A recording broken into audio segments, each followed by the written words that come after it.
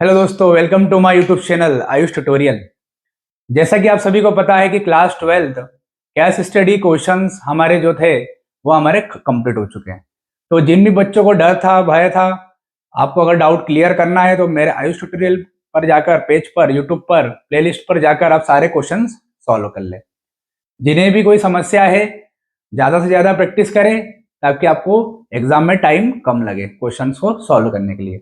ठीक है दोस्तों, तो केस स्टडीज मैंने जितनी भी कराई है आप लोग कर लोगे तो आपका काम हो जाएगा। ठीक है दोस्तों, अब चैप्टर जो बात करें अपन कौन कौन से इंपॉर्टेंट टॉपिक्स आने वाले क्लास 10th में, क्योंकि बच्चों की रिक्वेस्ट थी, जैसे कि प्री बोर्ड्स चल रही है स्कूलों में, तो बच्चों की रिक्वेस्ट थी कि सर हमारे लिए भी न्यूमेरिकल्स लाए, हमें भी क्वेश्चन समझ में नहीं आते हैं बहुत सारे, तो आप हमें इंपॉर्टेंट टॉपिक्स भी बताएं कौन कौन से आने वाले हैं। तो मैंने कहा ठीक है, बच्चों के लिए ही मैं आज इंपॉर्टेंट टॉपिक्स लेके आया हूँ। क्लास 10th के जो फिजिक्स के जो टॉपिक्स है, ये टॉपिक करने के बाद आपको कोई और अलावा इसके अलावा टॉपिक करने की आवश्यकता नहीं है। ऐसा कैसा आपका एग्जाम में आएगा।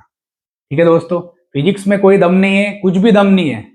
100% जो मैं पढ़ाता हूँ वही आता है एग्जाम में। ठीक है दोस्तों, बस आपको प्रैक्टिस थोड़ी और ज्यादा करनी रहती है बस। ठीक है दोस्तों, तो जैसा कि क्लास 10th में जो हमारे चैप्टर्स के इंपॉर्टेंट टॉपिक्स है, जो हम कल से एक बाय वन टॉपिक कल डिस्कस करेंगे, तो आप बने रहे, लाइक करें, सब्सक्राइब करें, शेयर करें। और जो चैप्टर्स के इंपॉर्टेंट टॉपिक्स है जिन्हें आपको पढ़ना है, डीप में स्टडी करना है, वो ये है।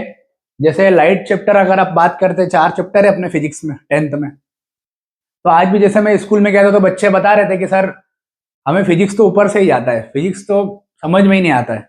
तो मैंने बच्चों को बोला कि बेटा डरने की जरूरत नहीं है, आप मेरे टॉपिक्स पढ़े, जो मैं समझा रहा उसको समझे, आपको इसके अलावा कोई पढ़ने की आवश्यकता नहीं होगी।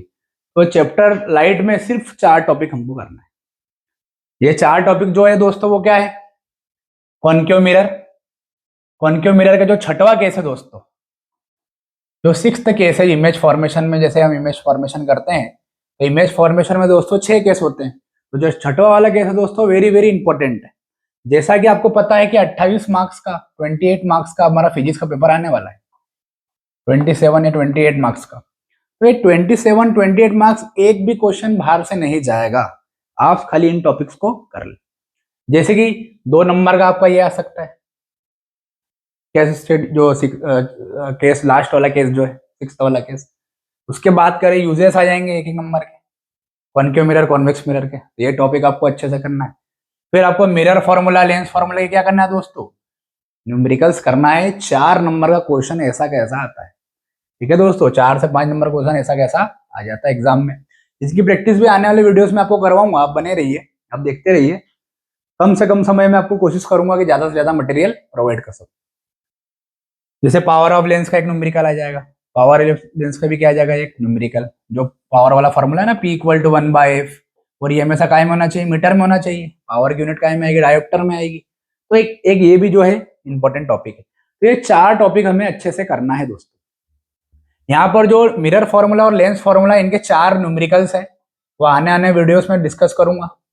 मिरर फॉर्मूला का एक वीडियो बनेगा, एक लेंस फॉर्मूला का एक वीडियो बनेगा, तो आप लोग वीडियोस देखेंगे, इससे बाहर बिल्कुल भी एग्जाम में नहीं जाएगा। आपको कॉन्सेप्ट सीखना है कि कॉन्सेप्ट क्या है। अगर आप लोगों ने कॉन्सेप्ट सीख लिया दोस्तों, तो आपको फिर कोई भी क्वेश्चन आ जाए आपको डर नहीं लगेगा। ठीक है दोस्तों, जो करंट और वोल्टेज का जो कॉन्सेप्ट है उसमें आपको देखना पड़ेगा। ठीक है दोस्तों, और इसमें मिरर फॉर्मूला में क्या आप लोगों को साइन कन्वेंशन याद होना चाहिए, कॉन्केव मिरर, कॉन्वेक्स मिरर, तो ही आप क्वेश्चन कर पाओगे। करंट इलेक्ट्रिसिटी आएगा, उसमें हमें क्या है, फॉर्मूलेज याद होना चाहिए। ठीक है दोस्तों, करंट वोल्टेज का जो कॉन्सेप्ट है वो क्लियर होना चाहिए। अब बात करें दोस्तों चैप्टर 2nd की, इसमें ह्यूमन आई। ह्यूमन आई बहुत सिंपल चैप्टर है दोस्तों। ह्यूमन आई स्ट्रक्चर के बारे में आपको पढ़ना है, जो 8-9 पॉइंट्स है वो बताएंगे आपको। डिफेक्ट एंड करेक्शन आपको बताना है, मायोपिया और हाइपर मेट्रोपिया, इससे बाहर बिल्कुल भी नहीं जाएगा। आपको डिफेक्ट का एक डायग्राम आना चाहिए, आपको करेक्शन का एक डायग्राम आना चाहिए, और उसकी फोकल लेंथ के बारे में एक्सप्लेन करते आना चाहिए, ज्यादा होती है कम होती है, ये सब 5-6 टॉपिक्स आपको करते आना चाहिए। उसके बाद दोस्तों रेडिश सन जो है, ये सन भैया जो है लाल कलर का दिखने लग जाता है, स्काई कलर का जो स्काई है वो ब्लू कलर का क्यों दिखता है, सिग्नल रेड कलर के क्यों होते हैं, तो ये सारी चीजें भी आपको इसमें आना चाहिए। तो इससे बाहर भी बिल्कुल दोस्तों नहीं जाएगा। जैसे दोस्तों ये 2 नंबर का क्वेश्चन आएगा, ये 1 नंबर का क्वेश्चन आएगा, ये 4 नंबर का क्वेश्चन आएगा, फिर ये 1 नंबर का क्वेश्चन आएगा न्यूमेरिकल में। न्यूमेरिकल भी आ सकता है, थ्योरेटिकल भी आ सकता है, कॉन्सेप्चुअल भी आ सकता है। उसी तरीके से ये 5 6 7 नंबर का चैप्टर हो जाता है अपना, ये 7 8 नंबर का क्वेश्चन चैप्टर वाला होगा। तो ये सब टॉपिक्स को आपको अच्छे से क्लियर करना है। उसी तरीके से दोस्तों यहाँ पर भी 3 3 मार्क्स के अपने ये आ सकते हैं, तो 6 मार्क्स का ये हो जाएगा अपना, इधर कुल मिला के 14 15 नंबर के दोनों मिलाकर चैप्टर अपना कंप्लीट हो जाएगा। ये टॉपिक्स को आपको अच्छे से स्टडी करना है, इससे बाहर बिल्कुल भी नहीं जाएगा दोस्तों, ठीक है। तो फिजिक्स अब हुई आसान, क्योंकि आपको आयुष सर पढ़ा रहे हैं, आपको पता ही है। तो अब आयुष सर जो पढ़ाते हैं वही एग्जाम में आता है दोस्तों। जैसे कि अगले चैप्टर में आप लोग देखिए, इसमें भी जो मैं बताऊंगा उससे बाहर बिल्कुल नहीं जाएगा, कॉन्सेप्ट भी आप लोग सीख लेना। जैसे जो अगला वाला है अपना, वो क्या है दोस्तों, अगला वाला जो है वो है क्या है दोस्तों, करंट इलेक्ट्रिसिटी जो चैप्टर है उसमें क्या है, रेसिस्टेंस इन सीरीज पैरेलल वाले जो क्वेश्चंस है, ये रेसिस्टेंस को सीरीज में लगा देंगे, पैरेलल में लगा देंगे, फिर आपको करंट निकालने को बोलेंगे, टोटल करंट, वोल्टेज कितना ड्रॉप हो रहा है वो निकालने को बोलेंगे। इसके न्यूमेरिकल भी 3 मार्क्स से पक्के आते ही आते हैं। फिर बात करें रेसिस्टिविटी वाले क्वेश्चंस, इसमें डबल कर देंगे, ट्रिपल कर देंगे एरिया को, लेंथ को, इस टाइप के क्वेश्चंस भी आपके एग्जाम में 2 नंबर के आएंगे आएंगे। ठीक है, तो सारे क्वेश्चन में आपको प्रैक्टिस करूंगा, तो आपको डरने की आवश्यकता नहीं है। अगर आपने फिजिक्स आज तक पढ़ा भी नहीं होगा तो भी आपके सारे कॉन्सेप्ट में क्लियर कर दूंगा।